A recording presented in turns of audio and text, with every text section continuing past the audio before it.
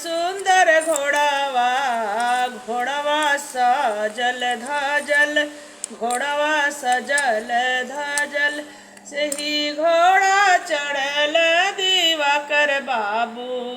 चलल छठी माई के घाट चलल सूरज देव के दुआर से ही घोड़वा चढ़ल दिनकर बाबू चलल छठी माई के घाट चलल सूरज देव के घाट चलल सूरज देव के घाट चलल छठी माई के घाट कवन जरूरत तोहरे परल अइला हमरे दुआर अइला हमरे दुआर कार्तिक मास के बरतिया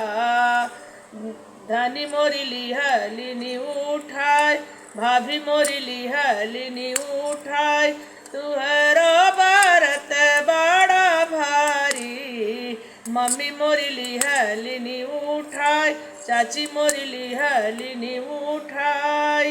तुहरो बरत बड़ा भारी धनी मोरी लिहलिनी उठाय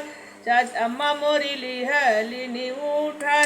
उठी ना सूरज देव भोरा में भैलया रगिया के बेर भैलया रगिया के बेर छठी माई के सुंदर सुंदर घोड़ावा घोड़ावा के सोरा हो सिंगार घोड़ावा के सोरा हो सिंगार से ही घोड़वा चढ़ल विकास बाबू चलल छठी माई के घाट से ही घोड़वा चढ़ल शिवम बाबू चलल छठी माई के घाट चलल छठी माई के घाट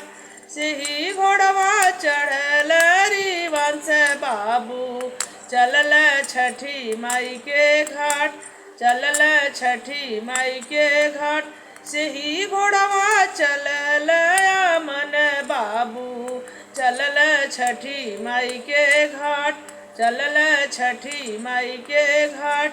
से ही घोड़वा चलल सुमन बाबू चलल छठी माई के घाट उठेल सूरज देव चौकी पूछ सेवका से बात कवन जरूरत तोहरे परल अइला हमरे दुआर अइला हमरो दुआर तुहरो बरत बड़ा भारी मम्मी मोरी लिहलिनी उठाय तुहरो बरत बड़ा भारी दादी मोरी लिहलिनी उठाय तुहरो बरत बड़ा भारी मामी मोरी लिहलिनी उठाय उठन सूरज देव भोर में भैलया रगिया के बेर भैलया रगिया के बेर।